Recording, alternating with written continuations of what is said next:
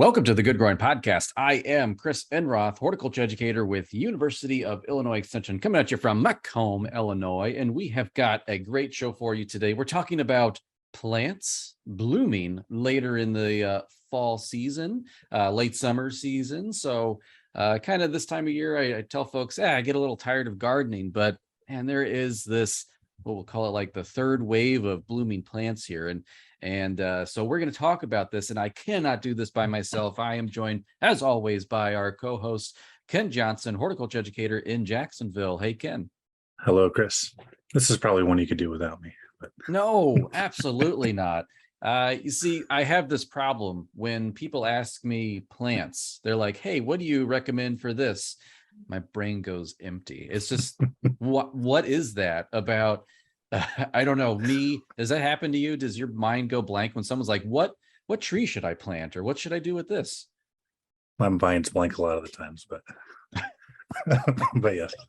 Well, it's so much just kind of depends on what they want and where they're at. And there's so many different factors to take into consideration that, sometimes it's kind of hard to give them an answer. It's more, here's some places you can look and then figure that out. Yeah. Well, very usually right now it's like, what tree should I plant? Because in my neck of the woods, ash trees are coming down like crazy. And so usually it's like, what tree should I plant? What do you think about maple? And then I'm just like, oh, don't plant a maple. But then I can only think of maples after that. And it's just like the wheels get stuck and gummed up. But today we're going to be talking about these late season blooming plants. So late summer, early fall timeframe. It's about where we're at right now. And so folks, we'll probably be popping pictures in here. So if you want to see some pictures, we'll leave a link to the YouTube video recording of this, where you can see our smiling faces and some pictures as well. So Ken, I'll kick this off today and talk about one that I use all of the time. And some people are like, that's not really a great fall blooming plant. But it blooms in the fall, but it also kind of blooms in the summer. Black-eyed Susan. This is one that I grow, routinely. And not only do I grow it it's common in my garden. It's common because it kind of spreads and it moves around wherever it wants to move. And I don't really try to control it that much. Do you grow Black-eyed Susan? I don't know what cultivar we had. I think it was one of the older ones that gets leaf spot really bad. Yes. And it gets to the point this time of year, it's pretty much black. So we've pulled almost all of ours out just because we get disease so bad on it. Mm-hmm. Well, that is a great point, Ken, about those old disease stricken cultivars. So Goldstrom is one of those, and Goldstrom has been planted. I remember as a student in like horticulture in the early 2000s, I once used the term turn of the century, and people are like, what are you talking about? I'm like, 1900s. Like 18, exactly. They're like, what, 19? I'm like, no, when we turned to a new century, it was like Goldstrom was everywhere. And but it gets the septoria, it gets the leaf spot really bad. And by this time of year, as you said, it's black and ugly. But there's been a new cultivar that has gotten the All-American Selection stamp of approval. And also, was it 2 weeks ago? Might have been a week ago, the Perennial Plant Association announced the perennial plant of the year for 2023 is going to be a rudbeckia named American Gold Rush. And the thing you like this, Ken, so you might have some Black-eyed Susan back in your yard, is that they are known to be resistant to those foliar diseases like septoria. And so they're not going to get all black and gnarly, in August and early September timeframe. So American Gold Rush, perennial plant of the year for 2023. That's that. I'll kick it off with that because they use Black-eyed Susan kind of as this sort of backdrop to a lot of other things that are happening in my garden. So I'll kick it off with that. What do you got, Ken, for your plant pick? So we'll go with some other that are kind of long bloom season. So purple coneflower, gray-headed coneflower, those are still blooming. They're kind of starting to fade. But they can kind of get you into that late summer before some of our late summer things really start going. So that's one we've got in our gardens. And And this year, I don't know if you've noticed it, but in some of our purple coneflower, we've got a lot of Aster yellows. It looks like. So with that, I'm gonna have to pull some of those plants out so it doesn't spread. I think it looks kind of cool. I probably get more excited about this stuff than I should, or compared to most people, but we'll have some plants to pull out. So that's one thing to keep in mind with those and some of those other Aster type plants, is that Aster yellows can get in there, and you want to pull that because that will, insects will spread that from plant to plant and stuff. Aster yellows, it's kind of like that viral rose rosette disease where the plant just, it responds with that disease by just growing all kinds of crazy structures. Like in rose rosette, you get like stems that are just like dense with prickles on the stem, or the roses get all deformed. With Aster yellows, you get all these funny vegetative growth within a flower bud, or you get all this kind of weird growth, and it's usually like it's like a off color, like a reddish color, orangish color.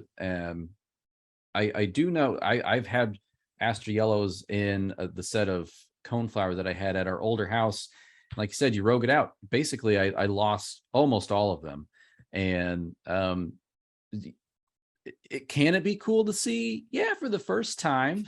But when you lose all your coneflowers, then I got sad. But yeah, we have coneflower here at our extension office, and I mean it's how many square feet would it be? Probably 30 to 50 by 20, like a big block of coneflower. Some of them are black right now, but some are going to keep their color probably up until the frost. And it's fun to watch the songbirds come in, the migratory ones especially, come in later on in the season, feast on those flower heads. So but yeah, that I think coneflower is a lot of fun. Do you have coneflowers that are something else besides purple coneflower that maybe have been bred to be a different color? Now we've just got the purple. And speaking of birds and stuff, we've got had quite a few goldfinches visiting them and stuff. So yeah, that's another bird you can find in there feeding on those. Yeah, we just got to have the purple when it comes to purple coneflower. That's neat. We also just have the purple here at the office, but we've had a few change to white, which is a really interesting mutation, and that can happen. It can happen, and sometimes breeders will try to cultivate that. But coneflower, it seems like their color, that mutation isn't always as stable, and that usually might just revert back to purple in a year or two after that. So yeah, it's really interesting plant. There's a lot of breeding that's going into effect with that one. Yeah, and speaking of the white, was it Mount Cuba Center were they in Delaware? They did a trial on coneflowers, looking at different cultivars, and one of the white cultivars, and I can't remember the name off the top of my head. Like Fragrant Angel or something like that. So I think that Angel in name. Something Angel, yeah. Yeah, that was actually their highest rated plant, and also for pollinator visitation, that had actually more visitors than the straight species did. So yeah, that's what the one example I give when a lot of people ask me of the nativar versus straight species discussion is it is not a black and white scenario. It is not this is bad, this is good thing. And so Mount Cuba Center, they do have that study where they track pollinator visits, and really what they saw when the flower morphology changes, like they get those double-headed flowers, that's when we start seeing a decline quite a bit in pollinator visits, because it makes it hard for them to access that nectar pollen reward. So yeah. Well, Ken, I would say probably the next one on my list, one that I have really enjoyed growing recently, has been an ironweed. So this is a Veronia. And this was a selection by Alan Armitage called Iron Butterfly. And ironweed, I mean, it just starts out the growing season, has a really fine, lacy, delicate foliage. I think we had it when we were at the Farm Progress Show in Decatur a few years ago. It was one of those that we had in some of our display gardens for pollinators. And I'll say the plant looked great then. I've had it in my garden for a few years. And this year, I say we probably have hundreds of buds that have formed and are just about to open. And so I am super excited. So, maybe before the show gets posted, maybe I can find get a picture of it. I don't know if they've opened it yet or not. They probably won't, but next week they'll probably pop open, or in 2 weeks. And so, but Iron Butterfly, it's a selection through Alan Armitage. And the other reason why I really like this one is that when it fades in the fall, the colors of the spent flower heads, and now seed heads, I suppose you'd call them, and then the stems of the plant, the flower heads are kind of this whitish color to the top, and the stems turn black. And I think it's really striking in the fall and the winter months. And so, but yeah, Iron Butterfly, it's an ironweed, it's a purple blooming plant, full sun. But mine's kind of in a partial shade. I don't have many areas in my yard that is actual full sun, but I would say 6+ hours is what it gets. And it's beautiful. Will be more beautiful right now, but it has that delicate, fine textured foliage that contrasts nicely to that black-eyed Susan that's right behind it. So yeah, that's a plant that you're familiar with, Ken? It is not one that I have grown. I've got some plants I need to remove, and so I'll have some spots opening up that maybe I'll have some divisions to give out. So yeah, we'll see what we can do with that. But yeah, I check out Iron Butterfly. It's pretty neat. It's like that tick seed coreopsis type foliage with purple bloom late in the season. Yeah, I'll have to check that out. Mm-hmm. So another one that we've got in our garden, again, it's kind of finishing up now, but if you get into some of that winter interest, is Rattlesnake Master. Oh yeah, you've got those low yucca type leaves, which I kind of like because we've got a lot of grasses, and I kind of like just having the flowers pop out where you don't necessarily see the foliage of that plant. So that's kind of finishing up, but still have quite a few bees and wasps visiting that. But then as that seed head dries out, that's can give you some good winter interest too if you let that stand as well. I love the Rattlesnake Master. It has the yucca like leaves, which yucca cifolium, that's what it means. Yeah, it's like yucca like. And I don't think there's any plant in the Illinois prairie that looks like that. So it really does stand out as kind of that accent, or that feature plant. So I love seeing Rattlesnake Master. Super tough plant. Is this one, did you say, is it growing in your hell strip kind of outside the front of your house? Yeah. Super tough.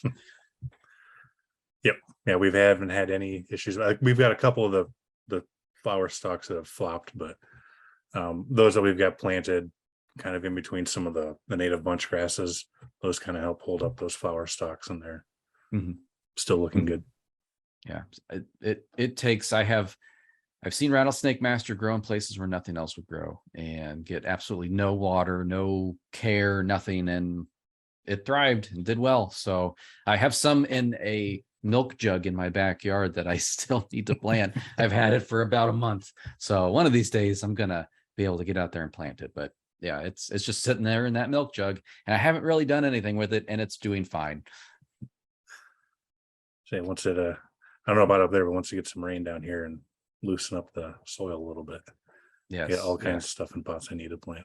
Oh man, I've had to pull some weeds because the crabgrass has been absolutely awful in my area, and everything is so dry. I think we're both in this little pocket of drought here in West Central Illinois. Is that correct here this time of year? But I haven't looked at the drought map recently, but we were supposed to get rain earlier this week, and I think we got 3/10, and everything just kind of slid south. We've got cracks in our yard and garden. I can stick my finger all the way down my knuckle in it and still not hit the bottom. So yes, same. It's pretty dry. Just it's like this little pocket from like the Mississippi River over in Western Illinois. If you go like a little bit farther south where like Quincy is, or a little bit north where Quad Cities are, they're fine in terms of typical rainfall, but we're just this little area dry as a bone. And I'm kind of getting tired of holding the hose and watering things. Big bubble over us. Yeah. Now it's been nice though. It's been cooler. So at least it hasn't been 100 degrees and dry as a bone, but yeah.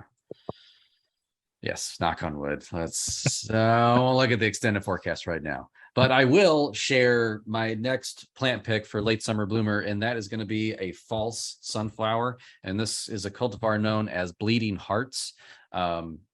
Bleeding Hearts false sunflower has this orange, red, sometimes maybe a little bit more purple color flower, and it's that sunflowery appearance to it. The aster color shaped flower. Now, this is one that is planted in a most definitely partial shade area in my yard. It gets almost entirely morning sun, or sorry, morning shade, and then entirely up until the house casts its shadow. So it might get like 4 hours of direct sunlight in my yard. Does really well. We planted it last year, and it was beautiful.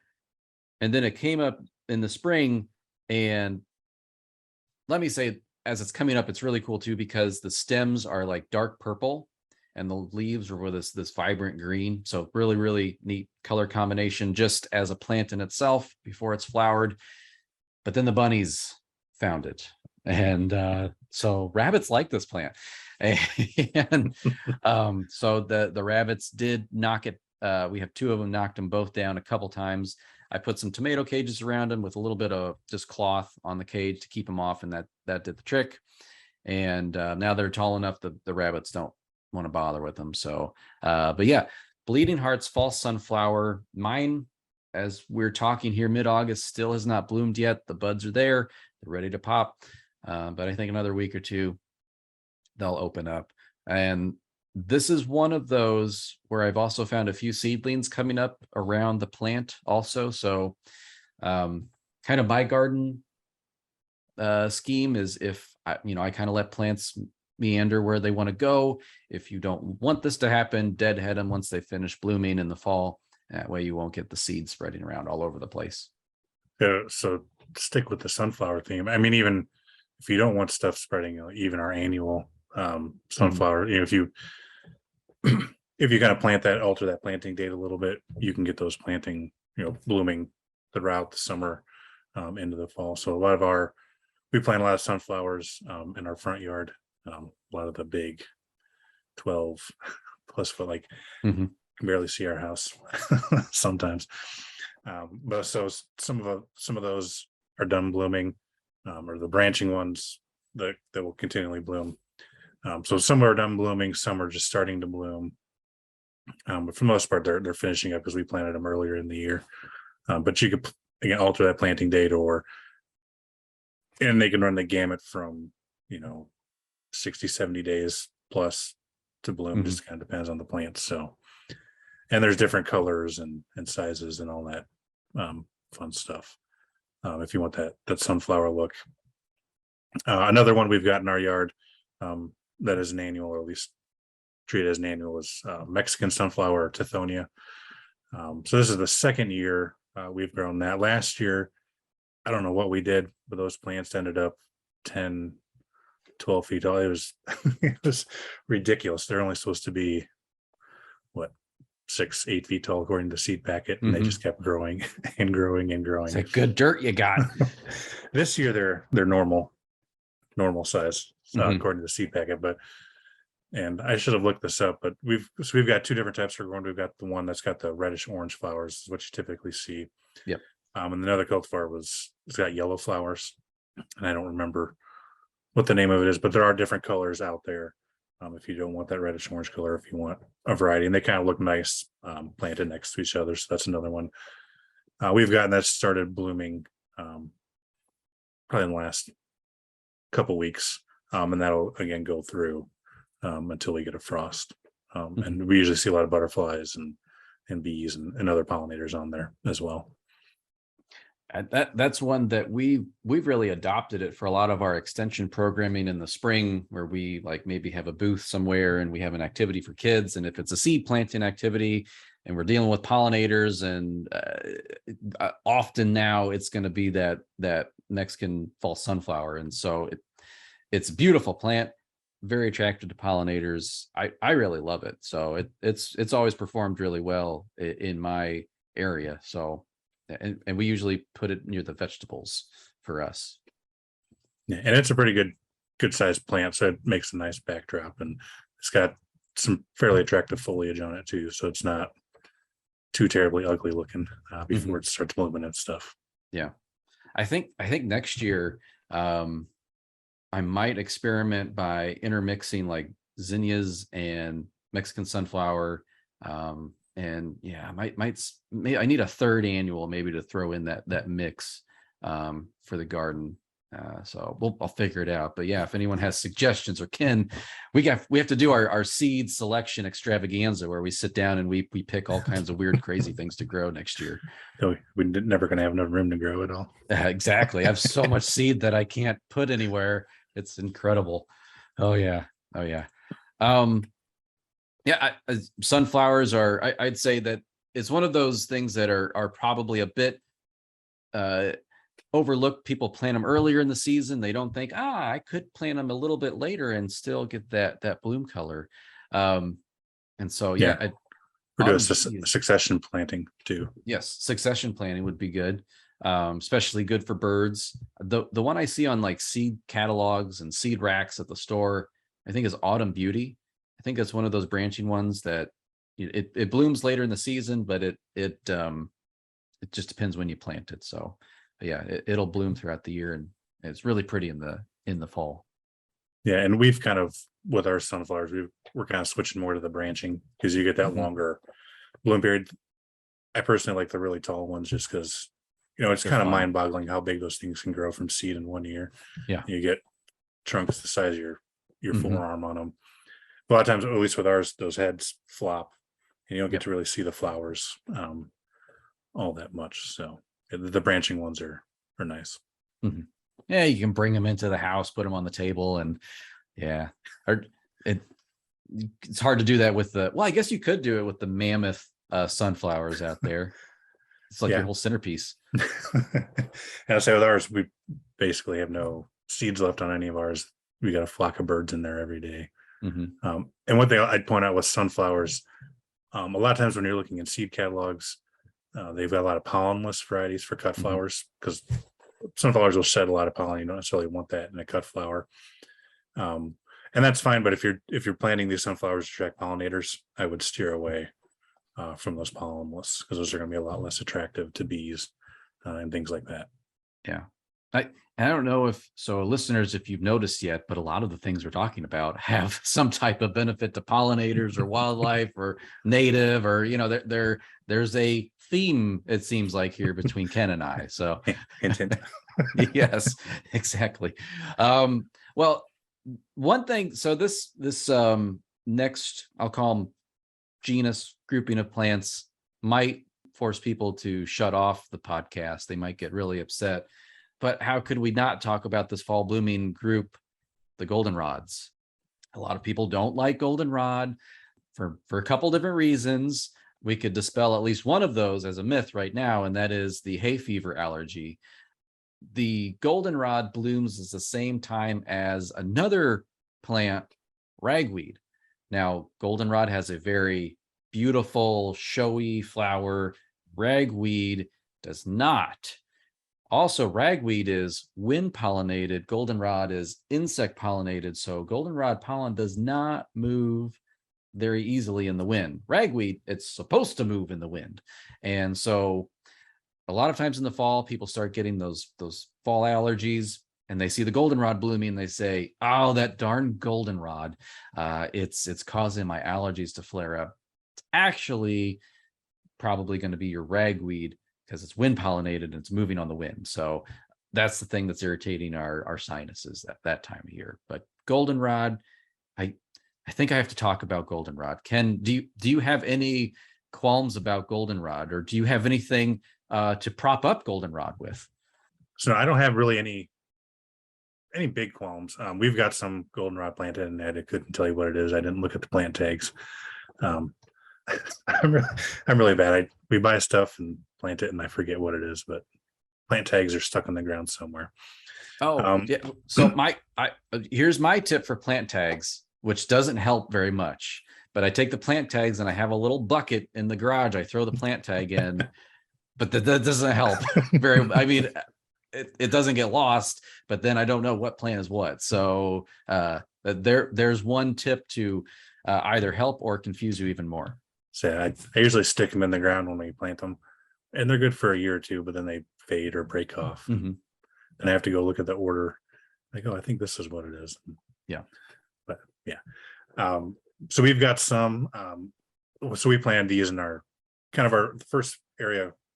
We really planted a lot of native plants in our yard is our hill strip. We've got some right by our driveway.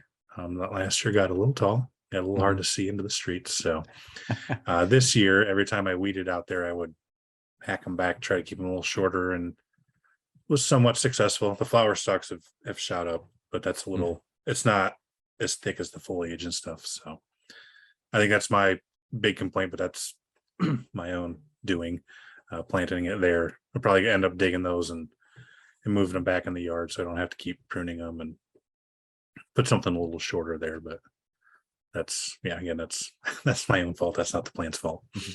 That's right. It's not the plant's fault that we have problems with them and that we call them weeds and we don't want them where they're at. It's just where that plant just wanted to grow.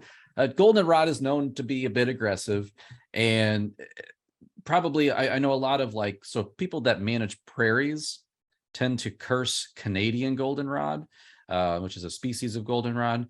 And so I know it can have kind of a negative name to it, but I'll say there's many species of goldenrod actually. And so one that I've been growing a cultivated form of it is actually a wrinkle leaf goldenrod, that's Solidago rugosa, and that is the cultivar Fireworks. Fireworks has these arching stems of flowers late in the season, and it's kind of again like that ironweed, has a very delicate, fine textured leaf. And so and the arching stems is kind of this unique habit. And it in my yard, Fireworks has not been too aggressive. It hasn't really spread that much. Goldenrod can spread via rhizomes and also through seed dispersal. And so that's one that I've grown. Now I'll say on the flip side, there is another goldenrod that we've been growing that has been a little bit aggressive, but I really like it. Zigzag goldenrod, Solidago flexicolis, caulis, something like that. But zigzag goldenrod, like the flowers literally zigzag up the stem. It's really a neat plant, and there's very few goldenrods that are actually like shade tolerant. This is one that is known to be it's called a woodland goldenrod, and so it is one that if you have trouble identifying goldenrod, it is very unique. It has a heart-shaped leaf that is serrate, like a very noticeable serrated toothed leaf edge. Sometimes it's doubly serrated, so it's very noticeable. It spreads though, and I've noticed that in my garden, and so I'll probably wind up moving it. Maybe I'll take some of the seed and some of the sprouts that are coming in other parts of the garden and move them to the wooded area behind our house, where I think it can naturalize, it can do its thing, and it'll be very happy there. And then maybe I'll kill off what's in the garden bed, but it's kind of hard because the flowers are still so cool as they again zigzag up that central stalk of the plant. And so I don't know, Ken, I'm kind of on the fence. I don't know what to do. Do I get rid of it in the flower bed and move it? I'm going to move it either way, but the question is to get rid of it. So the one spot, I don't know. It's doing well there. So yeah. Put a little ring around it so it can't escape. A force field, that might be what it takes. Yeah, bamboo barrier. Oh yeah, we'll just put a little bit of running bamboo around it to keep it at bay. So I'll say I kind of have a collection of goldenrods, many different species out there. Stiff goldenrod, there's Fireworks, Zigzag. I know I planted showy goldenrod somewhere, but this is the same bed where I call them ditch lilies, but they're daylilies. The absolutely awful plant. They spread so aggressively. And my showy goldenrod, which is one of the species not known to be very aggressive, it doesn't spread via rhizome. It can drop seed, but I think the ditch lilies swallowed it up. Ate it up. Yeah, and so it didn't make it this year. But yeah, so if you want a goldenrod that it's not as aggressive, doesn't spread via the roots or rhizomes, showy goldenrod, which let me look that scientific name real quick, is Solidago speciosa. That's just the straight species. The only cultivated goldenrod I have is Fireworks, so everything else is just the wild species. Yeah, I think the showy is what we planted because Mm-hmm. I didn't want something that was going to spread. But we have seedlings popping up here and there all over the place, but those are easy enough to pull out.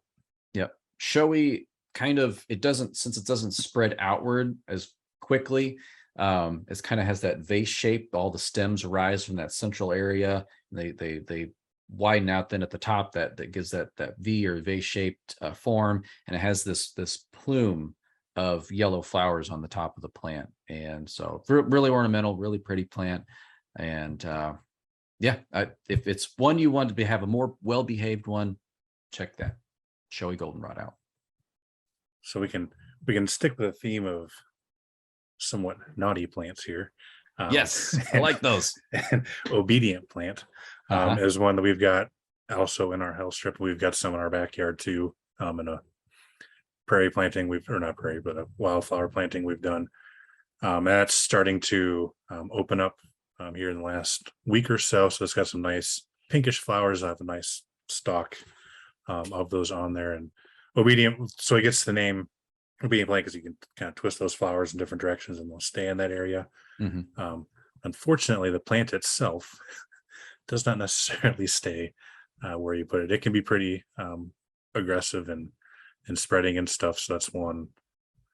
If you've got a small area, maybe not the best, or you're going to have to keep on top of it and cut it back, divide it, pull out seedlings and all that fun stuff. But it is a pretty flower, a lot of color, and kind of got those tube shaped flowers on it.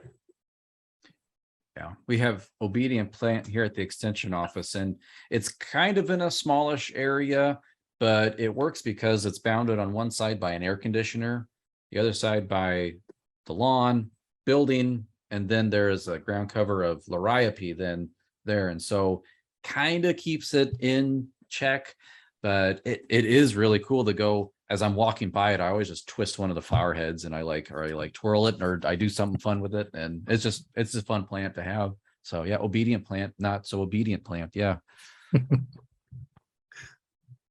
Well, Ken, I mean, how many more flowering plants do we have? We could dive now into the wild, wacky world of grasses, unless you have some other flowering plants we want to get through. I think the only other one would be, well, at least there's lots of them, but big one would be asters. No, yes, asters. We can't forget that one. So that's another one. We've got. Do you grow the dwarf one, New England aster? Yes, no, thank you. New England aster. We've got some of that. We've got another one. I didn't do my homework for today. It's got a lighter, a lighter, almost kind of a white flower, light purple as well. Yes, I know what you're talking about, and I also can't think of the name. yeah, but I got you.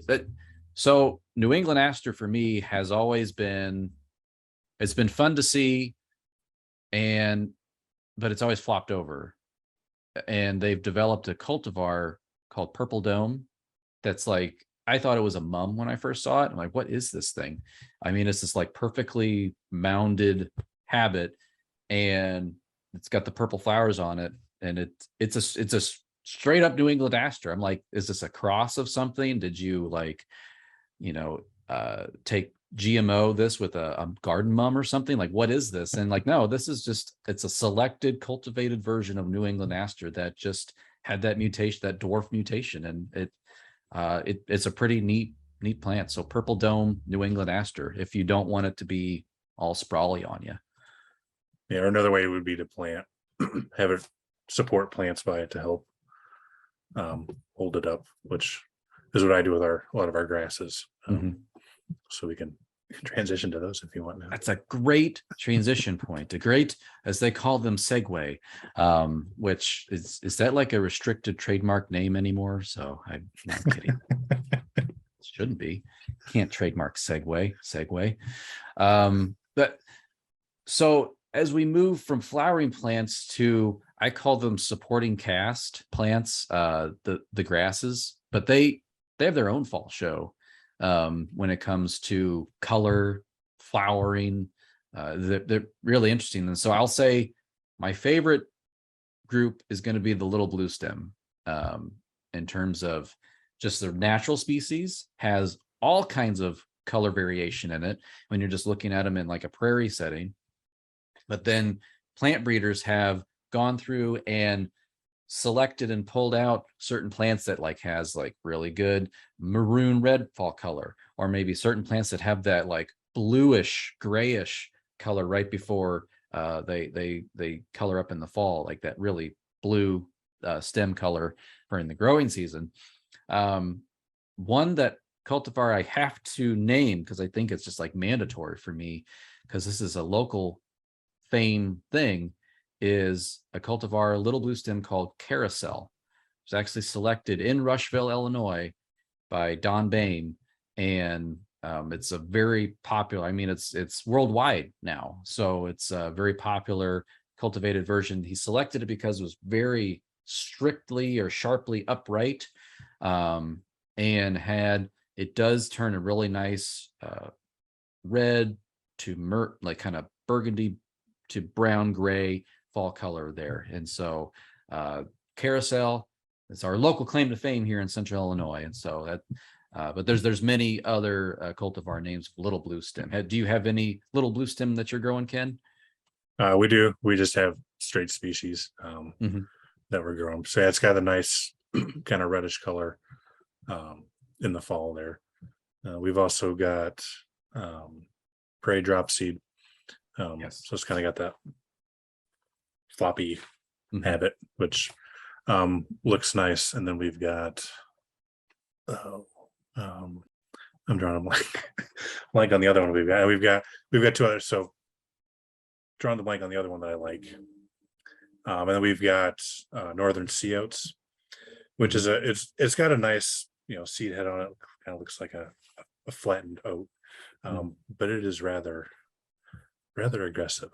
We started off with 4 or 5 plants, and now we've got a giant patch from it reseeding and stuff. So I think this year I may go out and pull seed heads off just so I don't lose any more space. I mean, it'd be good if you've got an area you just want filled with a native grass, that'll move in and take over pretty quickly, at least in my experience. Yeah. I've seen instances where northern Sideoats was used in like a container planting, and then the next year all the area around the container where the container had been moved, all northern Sideoats started popping up. And so it can be quite prolific. Yes. Yeah, that might be a time to either break out the flame weeder, the hand weeder, the herbicide weeder. It's a tough one to kick back. Yeah, that's coming next year. Yeah, there you go. And I think it can handle some shade, so I put it in some shady areas just to kind of get some stuff to fill in to keep some of the weeds down. So we'll see if that works. Some of those smaller grasses like Sideoats, there's also what's it called, Butaloa. Is that blue grama grass? I think it's blue grama grass. There's some cultivated forms of blue grama grass. Is that Sideoats grama? Oh man, I can't think right now. Sideoats grama is the other one we have. Sideoats grama. Yeah, okay. That I can't remember if that's Butaloa. That's this genus name, or not. But we'll let people look that one up after the fact. That's another one of those short grasses. Put it in the comments. There you go. Put it in the comments. What the heck are we talking about? A few other grasses that I know. Actually, let me backtrack. Wait, you have the Sideoats grama or no, hairy grama? So many grandmas out there. Sideoats.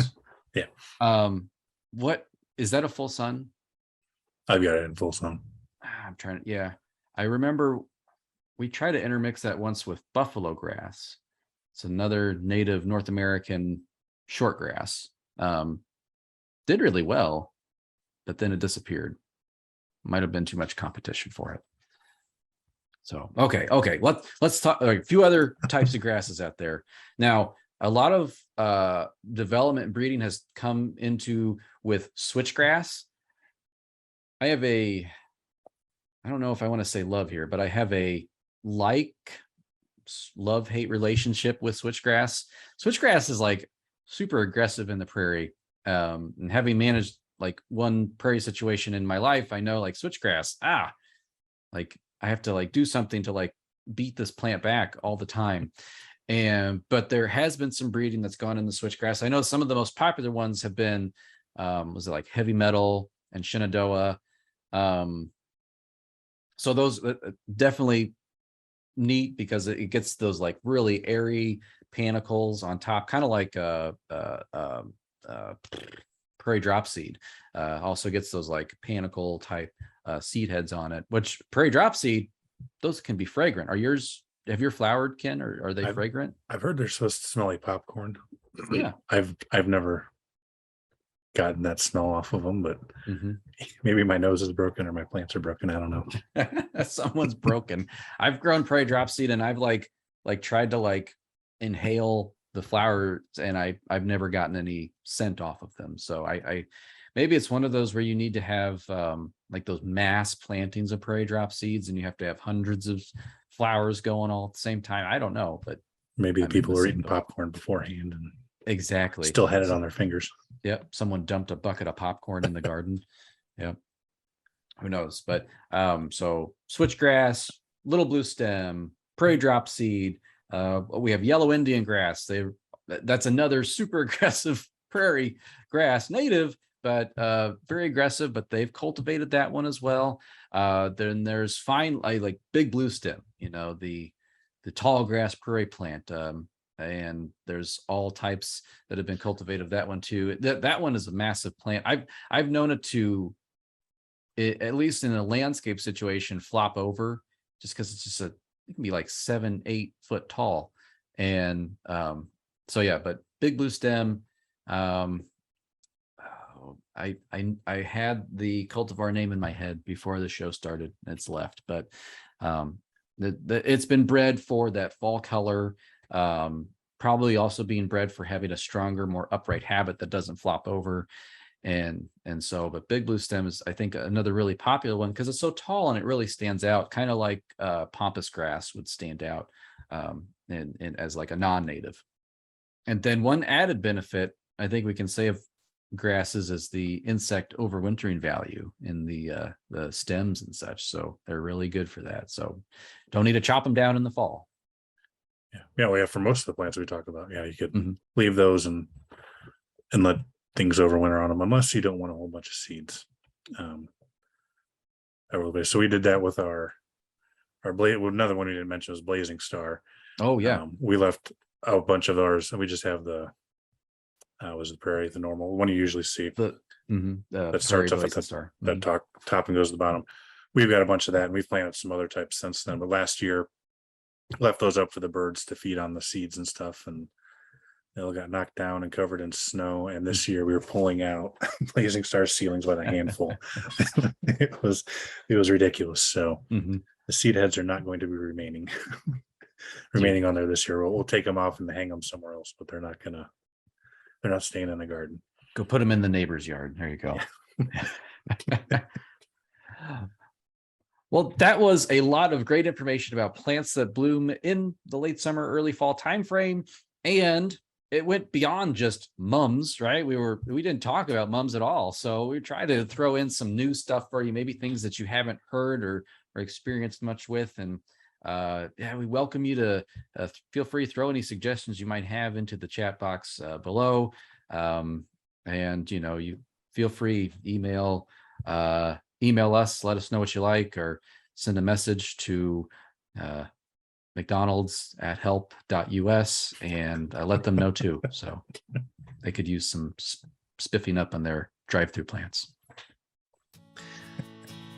Well, the Good Growing Podcast is a production of University of Illinois Extension, and it is edited this week by Ken Johnson. And thank you to Ken Johnson, horticulture educator, for being here to chat with me about all these plants that are about to come into their full glory here in the late summer, fall timeframe. Well, thank you. Thank you for the ideas. I've got some stuff to replace our coneflowers now, hopefully. And let's do this again next week. Oh, we shall do this again next week. We have a little bit of a theme going on here, folks, with some of our recent podcasts. Maybe you've noticed, but next week we are going to be talking with Brody Dunn. Brody is a visiting extension outreach associate. He specializes in pollinators and beneficial insects, and we're going to talk about the status of monarch butterflies and other pollinators, so you won't want to miss that conversation. Well, listeners, thank you for doing what you do best, and that is listening, or if you're watching us on YouTube, watching, and as always, keep on growing.